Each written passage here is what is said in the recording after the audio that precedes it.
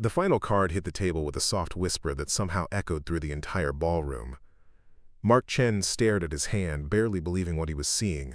Across from him sat Victoria Hayes, CEO of Hayes Digital Empire, her perfectly manicured fingers drumming once against the green felt before falling still. Before we jump back in, tell us where you're tuning in from. And if this story touches you, make sure you're subscribed, because tomorrow, I've saved something extra special for you. The woman who had just wagered her entire company on a single poker hand was studying his face with the intensity of a predator sizing up prey. "Well?" Victoria's voice cut through the silence that had fallen over the charity event. 200 of Chicago's most influential business leaders held their collective breath.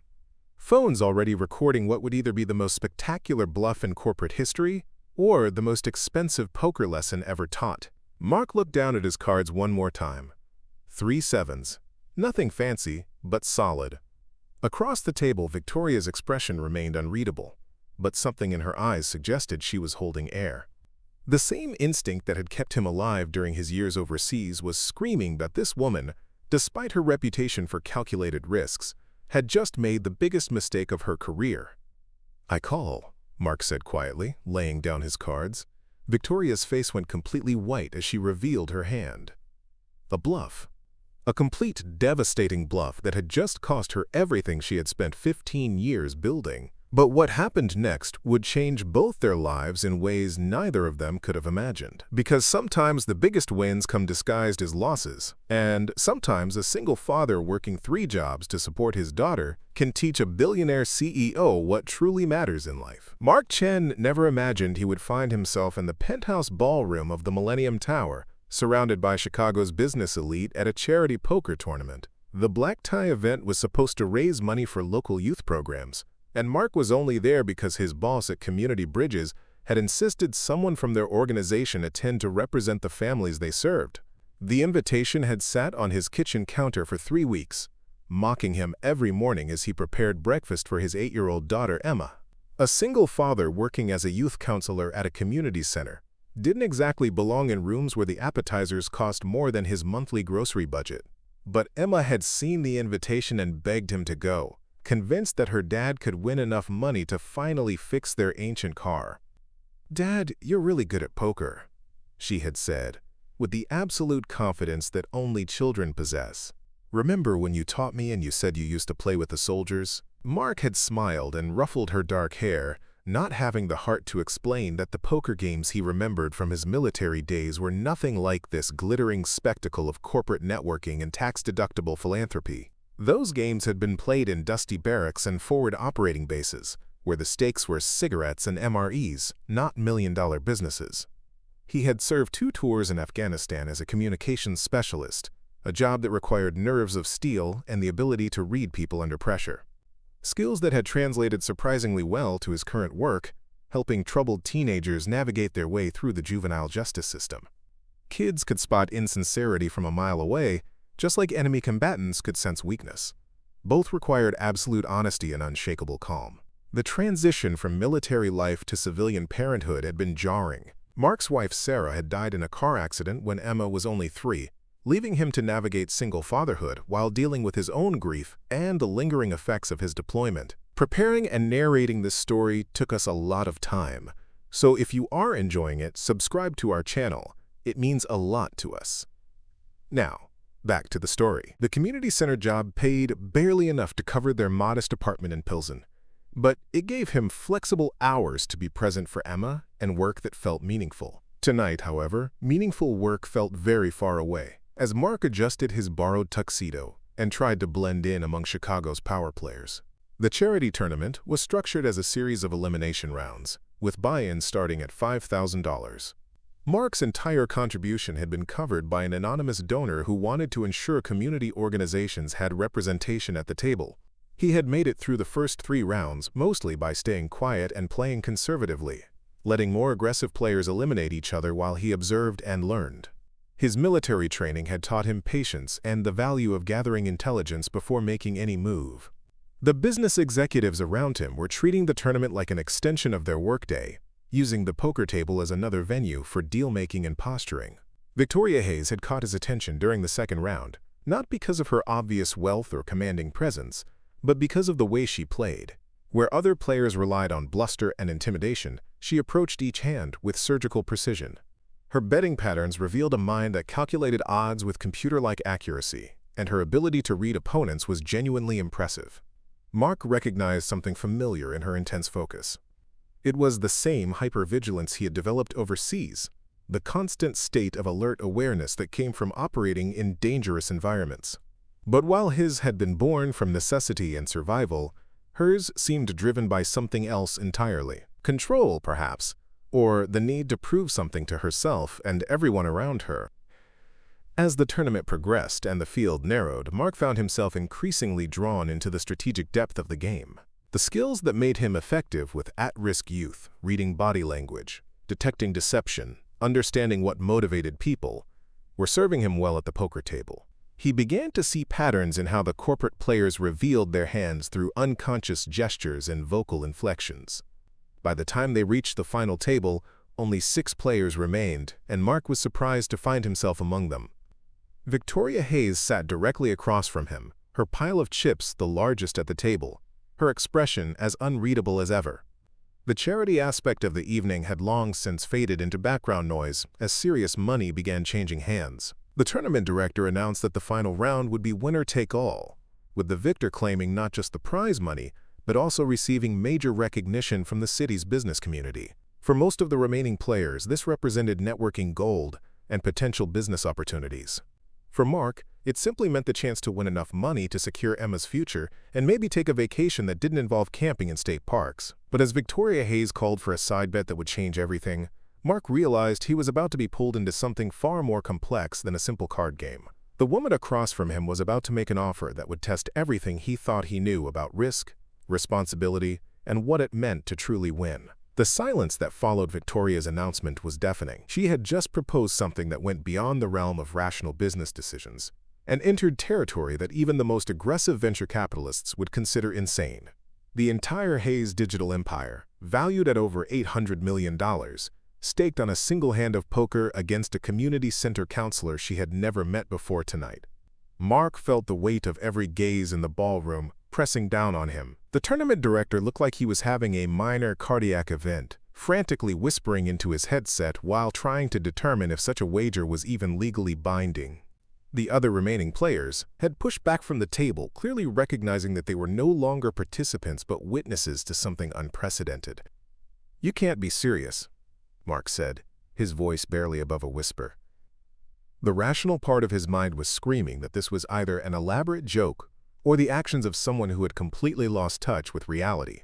$800 million represented more money than he could spend in 10 lifetimes, more than the combined net worth of everyone he had ever known. Victoria's eyes never left his face as she spoke with the same calm precision she might use to order lunch. "I am entirely serious, Mr. Chen. You've impressed me tonight with your play, your composure, and frankly, your complete lack of concern for the social dynamics that dominate this room. You play poker the way I wish I could conduct business meetings, without pretense or political maneuvering." She leaned forward slightly, her voice dropping to a tone that only he could hear. "Besides, what's the worst that could happen? If you win, you become one of the wealthiest men in Chicago overnight. If you lose, you walk away with exactly what you came here with, plus the knowledge that you participated in the most talked-about poker hand in corporate history." Mark's military training kicked in, the same analytical mindset that had helped him survive hostile situations overseas. He studied Victoria's body language, searching for tells that might indicate whether she was bluffing about more than just her cards. Her posture was relaxed but alert, her breathing steady, her hands completely still, except for that single finger drumming against the felt. Everything about her suggested someone who had calculated the odds and was comfortable with her decision. "What's your motivation here?" Mark asked, genuinely curious. "You've built an empire from nothing. Why risk it all on a card game against someone you don't know?" For the first time all evening, something flickered across Victoria's composed expression. It was gone so quickly that Mark might have imagined it, but it looked almost like vulnerability. "Perhaps because I've forgotten what it feels like to take a real risk," she said quietly. "Everything in my life is calculated, hedged, protected by teams of lawyers and financial advisors. When was the last time I made a decision based purely on instinct?"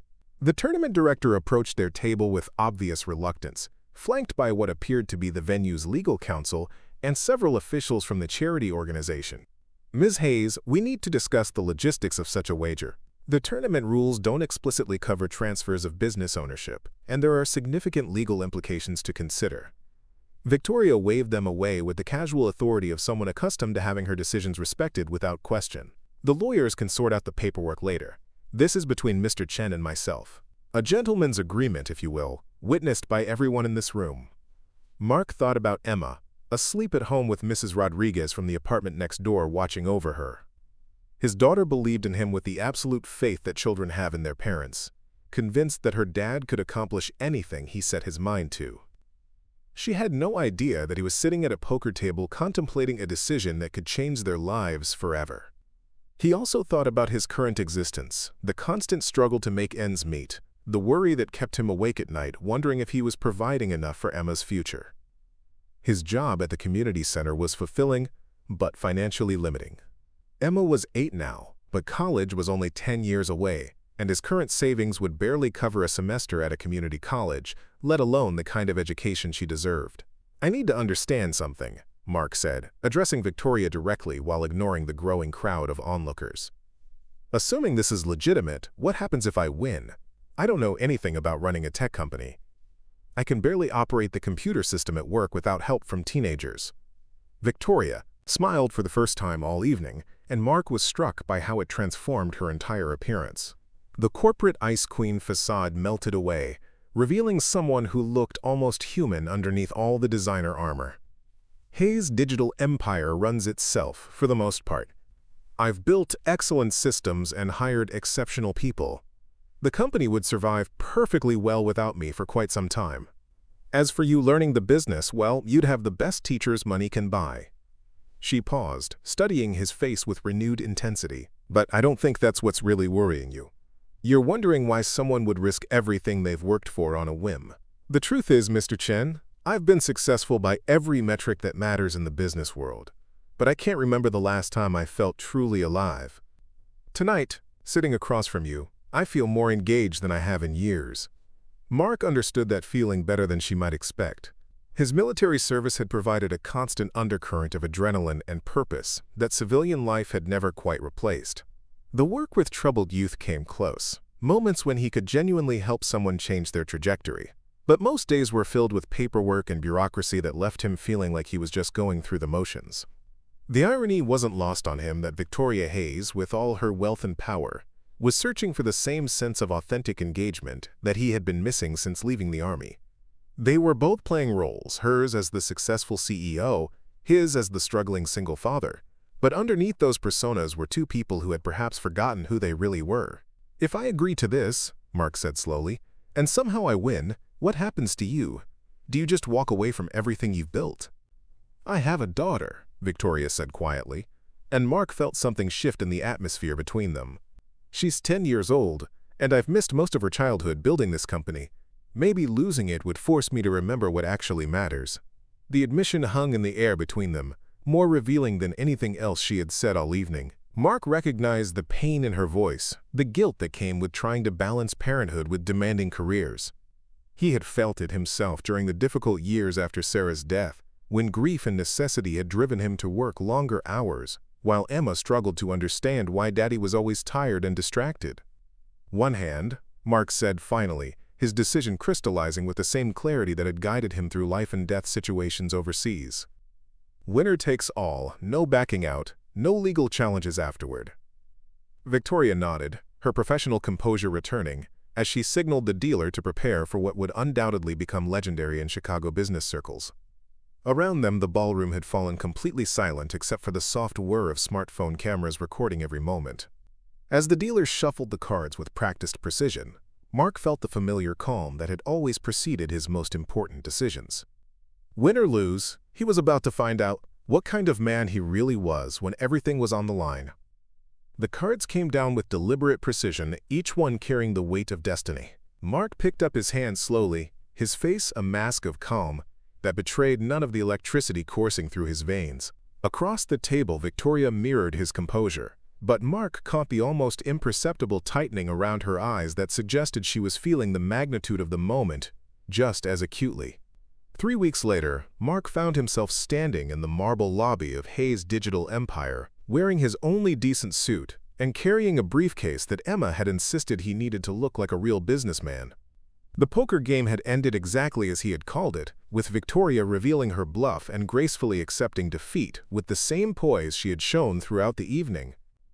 But what had surprised everyone, including Mark himself, was what happened next. Instead of simply taking ownership and walking away, Mark had made a counterproposal that shocked the business community even more than the original wager. He would accept a partnership rather than full ownership, with Victoria remaining as CEO while he learned the business from the ground up. It wasn't charity, he had insisted, but pragmatism. A company worth $800 million required expertise he didn't possess, and Victoria Hayes was undeniably one of the most capable executives in Chicago. The arrangement had taken 2 weeks to formalize through an army of lawyers who seemed baffled by the unconventional nature of the deal. Mark now owned 51% of Hayes Digital Empire, giving him controlling interest, while Victoria retained 49% in operational control. It was a structure that shouldn't have worked on paper, but somehow felt right to both of them. Victoria emerged from the executive elevator wearing a charcoal gray suit that probably cost more than Mark's monthly salary at the community center. Her assistant, a sharp-eyed woman named Patricia who seemed to anticipate Victoria's needs before she voiced them, trailed behind with an armload of files and a tablet displaying what Mark assumed was the morning's urgent business. "Ready for the grand tour?" Victoria asked, and Mark noticed that her tone was different from the controlled authority she had displayed at the poker table. There was something almost tentative in her voice, as if she wasn't entirely sure how to navigate this new dynamic between them. The offices of Hayes Digital Empire occupied 3 full floors of the downtown high-rise, with floor-to-ceiling windows offering spectacular views of Lake Michigan. The company specialized in developing software solutions for small businesses, a focus that Victoria explained had grown out of her own frustrations as a young entrepreneur trying to manage the technological demands of a growing company without a dedicated IT department. "We started 12 years ago in my apartment," Victoria said as they walked through the main development floor, where dozens of programmers worked at standing desks equipped with multiple monitors. "I had an idea for streamlining inventory management for restaurants, but every existing solution was either too expensive or too complicated for businesses with fewer than 50 employees." Mark watched the easy interaction between Victoria and her staff, noting how her entire demeanor shifted when she discussed the technical aspects of their products. The corporate mask slipped away, replaced by genuine enthusiasm and a deep understanding of both the technology and the market needs they were addressing. This was clearly someone who had built her success through competence rather than politics. "What's our biggest challenge right now?"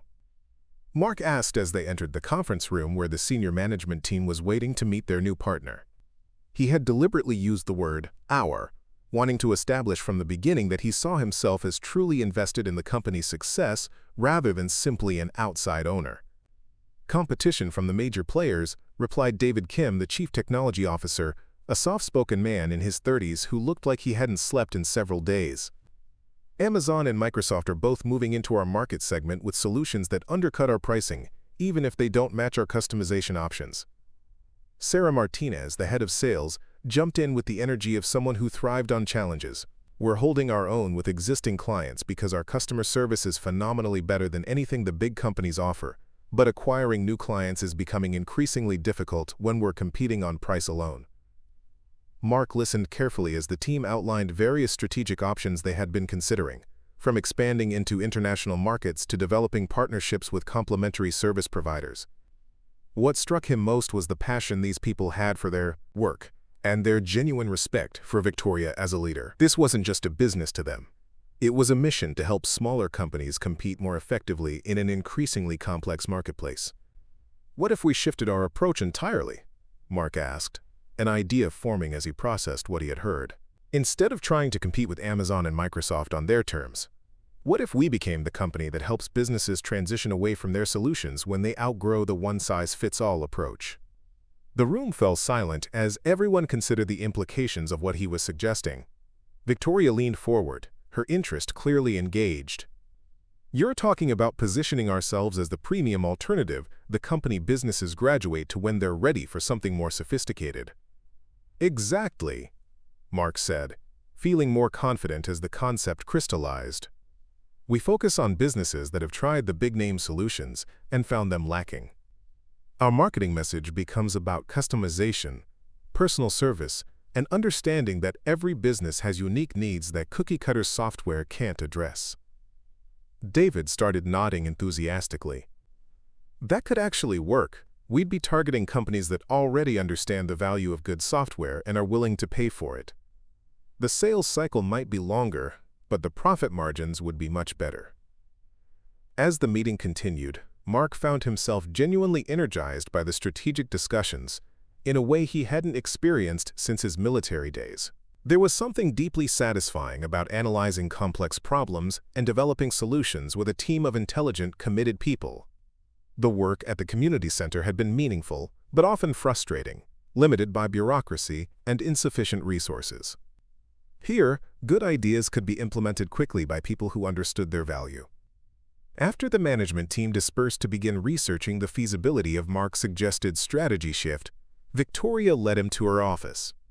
The space was immaculate and professional, with awards and industry recognition displayed prominently on the walls. But what caught Mark's attention were the photographs on her desk, pictures of a young girl with Victoria's intelligent eyes and confident smile.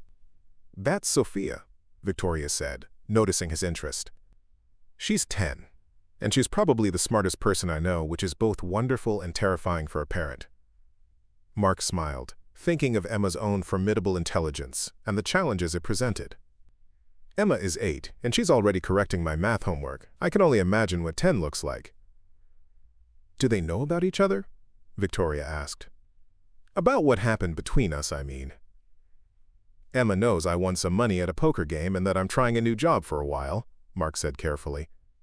"I didn't think she needed to know the full details until I figured out whether this arrangement was actually going to work." Victoria nodded thoughtfully. "Sophia knows I have a new business partner, but she doesn't know how we met. She's been asking a lot of questions about why I've been coming home earlier lately." The admission revealed something that Mark hadn't fully considered before. Victoria's willingness to risk her company on a poker hand hadn't just been about seeking excitement or testing her decision-making abilities. It had been about creating an opportunity to change her relationship with her daughter, to step back from the all-consuming demands of building and running a successful business. "How is that going?" Mark asked. "Coming home earlier, I mean." "Sophia didn't trust it at first," Victoria admitted, settling into the chair behind her desk with a slight smile. "She thought I was sick or that something was wrong with the company. But last week she asked if I wanted to help her with a science project, which is the first time in probably 2 years that she's wanted to include me in something that wasn't directly related to her schedule or transportation needs." Mark understood the significance of that small breakthrough better than most people would. The guilt of missing important moments in Emma's life had been a constant companion since Sarah's death, and he knew how precious those opportunities for genuine connection could be. The fact that Victoria was recognizing and prioritizing them suggested that her decision to risk everything on a poker hand had been motivated by instincts that went far deeper than simple thrill-seeking. "What happens now?" Mark asked, gesturing toward the view of the city beyond her windows. "I mean, beyond the business strategy. This partnership we've created is pretty unprecedented." Victoria was quiet for a long moment, studying his face with the same intensity she had shown at the poker table. "I suppose we figure it out as we go along. I've never shared control of anything this important before, and you've never owned a technology company. We're both operating without a blueprint." The honesty in her admission made Mark realize that despite her success and apparent confidence, Victoria was just as uncertain about navigating this new relationship as he was. They were both single parents trying to balance professional responsibilities with family obligations, both people who had taken enormous risks that had fundamentally changed their circumstances, and both individuals who were still figuring out what they really wanted from life. As Mark prepared to leave for the day, Victoria handed him a key card that would give him access to the building at any time.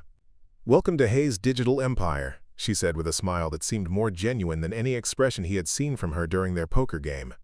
"I have a feeling this is going to be interesting." 6 months into their unlikely partnership, Mark discovered that running a technology company involved far more late nights and emergency meetings than he had anticipated. He was reviewing quarterly projections in his new office when Patricia knocked on his door, with an expression that immediately put him on high alert. "We have a problem," she said without preamble, setting a tablet on his desk that displayed what appeared to be a news article. TechCrunch just published this 20 minutes ago. The headline made Mark's stomach drop. Hayes Digital Empire under investigation for data security violations. The article detailed allegations that the company had been storing client information in ways that potentially violated federal privacy regulations, with anonymous sources claiming that the violations dated back several years before Mark's involvement. "Where's Victoria?" Mark asked, already reaching for his phone. "Emergency meeting with our legal team," Patricia replied. "She asked me to brief you immediately and said to tell you that she's taking full responsibility for anything that happened before you joined the company." Mark felt a familiar surge of the protective instinct that had served him well in the military and during his work with at-risk youth.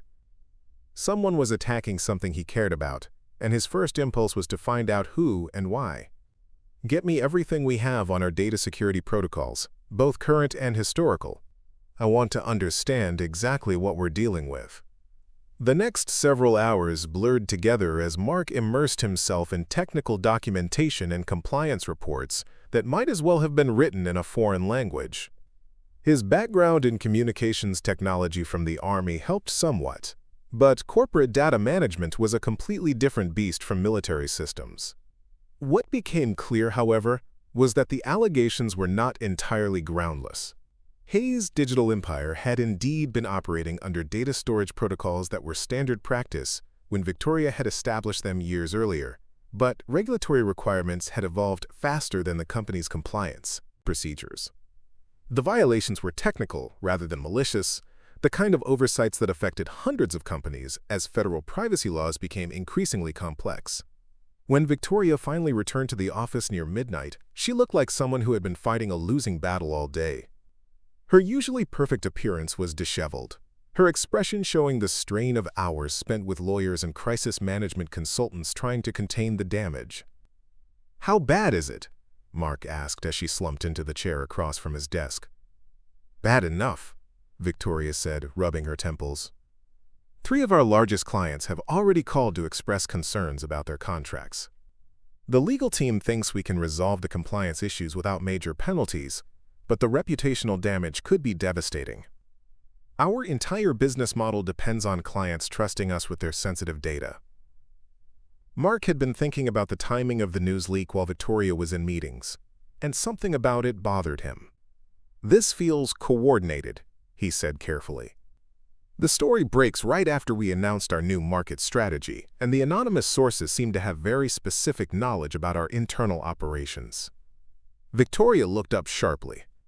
"You think someone is targeting us deliberately?" "I think someone doesn't want us to succeed with our premium positioning strategy," Mark replied.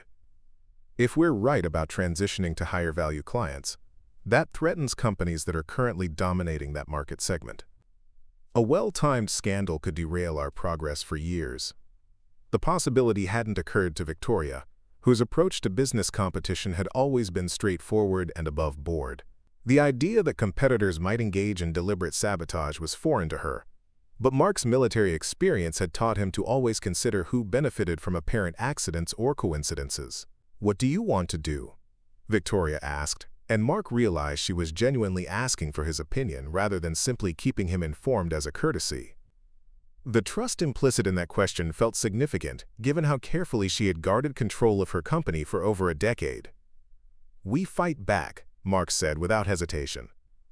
"Not by attacking anyone else, but by demonstrating that we're the kind of company that takes responsibility and fixes problems rather than hiding from them. We turn this crisis into an opportunity to show potential clients exactly why they should choose us over the alternatives."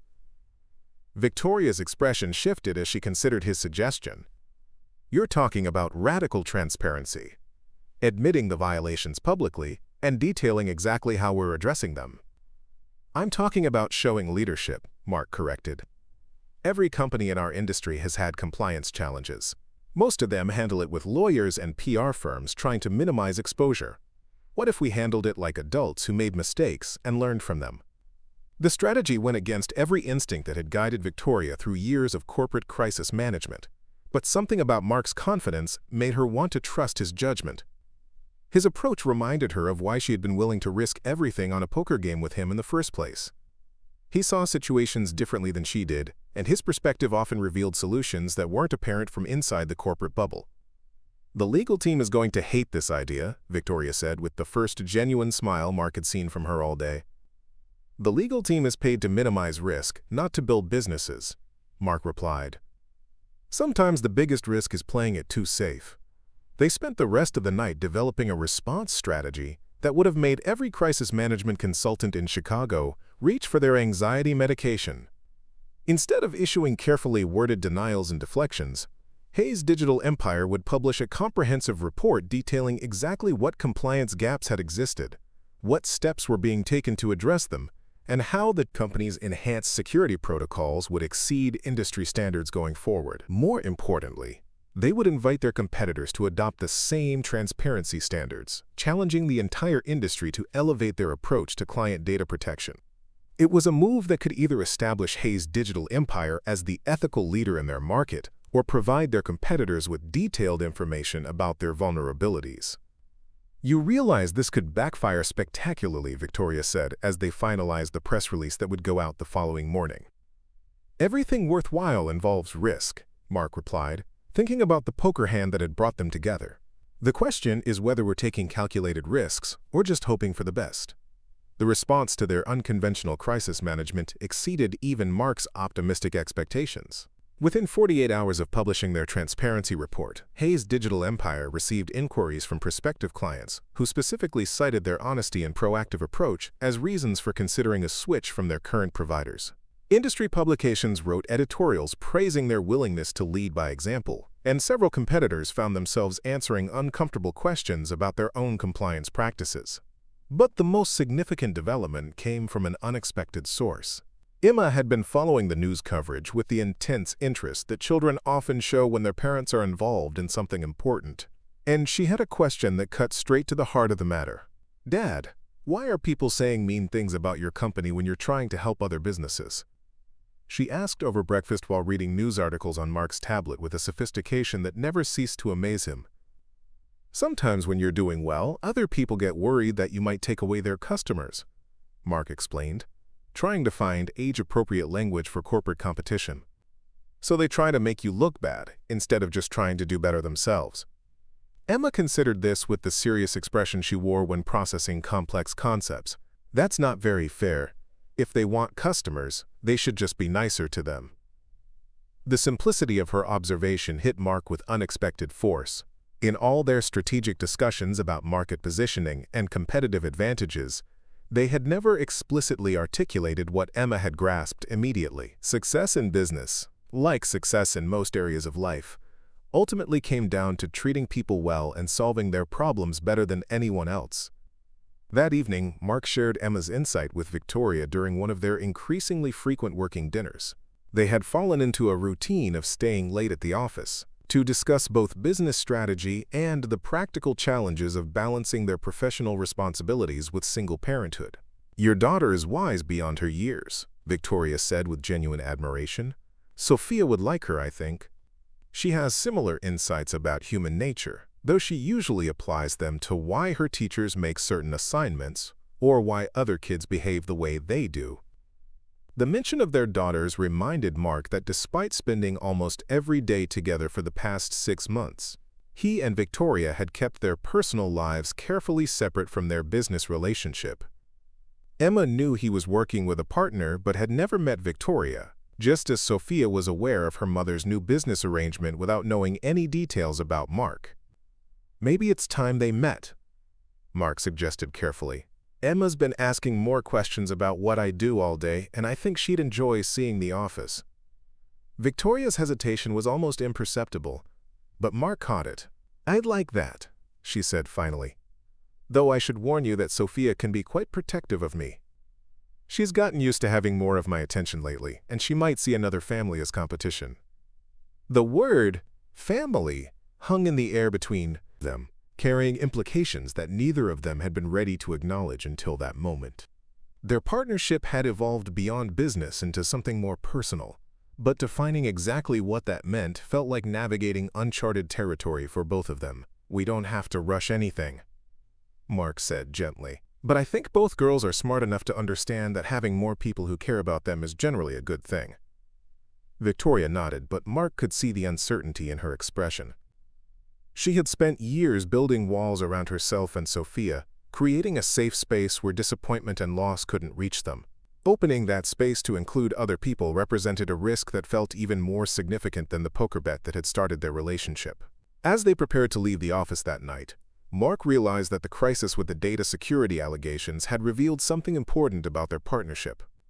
When faced with a serious threat to their business, they had instinctively moved toward each other rather than retreating into individual damage control mode. They had trusted each other's judgment and combined their different strengths to create a solution that neither of them could have developed alone. The lesson felt applicable to more than just business strategy, but Mark wasn't sure either of them was ready to explore those implications just yet. 1 year after the poker game that changed everything, Mark stood in the conference room of Hayes Digital Empire, watching Emma and Sophia present their joint science project to the company's board of directors. The girls had insisted on demonstrating how small businesses could use simple technology solutions to reduce their environmental impact, combining Emma's artistic talents with Sophia's analytical skills in a presentation that impressed even the most skeptical executives. And that's why companies should choose partners who care about more than just profit. Emma concluded with the confidence of someone who had learned early that adults often needed children to remind them what actually mattered. Victoria caught Mark's eye across the room, sharing a smile that contained a year's worth of memories. The data security crisis had ultimately strengthened their company's reputation and market position, but more importantly, it had shown both of them that they could trust each other when everything was at stake. The merger announcement had surprised the business community even more than the original poker bet. Hayes Digital Empire and Chen Solutions, Mark's newly established consulting firm, were combining to create something unprecedented in the Chicago tech scene. A company that prioritized ethical practices and genuine client relationships over aggressive growth and quarterly profits. "I can't believe you're actually making this work," David Kim had said during the merger planning meetings. "A partnership based on a poker game shouldn't be this successful." But Mark and Victoria both understood that their success had nothing to do with luck and everything to do with recognizing what they brought out in each other. Victoria's strategic brilliance combined with Mark's instinct for human nature had created a business approach that competitors struggled to replicate because it required genuine authenticity rather than calculated positioning. The personal side of their partnership had evolved more gradually. Family dinners had become weekly traditions, school events were attended together, and somewhere along the way they had stopped thinking of themselves as business partners who happened to share meals and started thinking of themselves as something much more significant. "You know this means I technically won your company in a poker game," Mark said as they signed the final merger documents, recreating the joke that had become their private shorthand for everything unexpected and wonderful that had followed that first night. "You won much more than that," Victoria replied, watching their daughters collaborate on decorating the conference room for the Essex Abayim celebration party. "You won us." The evening celebration brought together employees, clients, and family members in the same ballroom where they had first met. Emma and Sophia appointed themselves official hostesses, making sure everyone felt included while privately taking credit for orchestrating what they insisted had always been obvious to anyone paying attention. As the party wound down, Mark and Victoria found themselves alone on the terrace, overlooking the Chicago skyline. The view was familiar now, but the people they had been when they first shook hands over a poker table felt like strangers from another lifetime. "No regrets?" Victoria asked, the question carrying the weight of everything they had risked and gained together. Mark thought about his old life at the community center, the financial struggles and constant worry about Emma's future that had defined his existence before that improbable poker hand.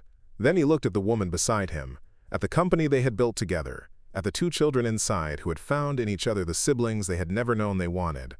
"Only one," he said with a smile that still made Victoria's heart skip exactly as it had that first night. "I regret that it took us so long to realize we were playing for the same thing all along." The merger documents were signed, the business was thriving, and two families had become something stronger and more complete than either had dared imagine possible. Sometimes the biggest gambles led to the most extraordinary wins, and sometimes winning meant discovering that the prize was entirely different from what you thought you were playing for. Up next, you've got 2 more standout stories right on your screen. If this one hit the mark, you won't want to pass these up. Just click and check them out.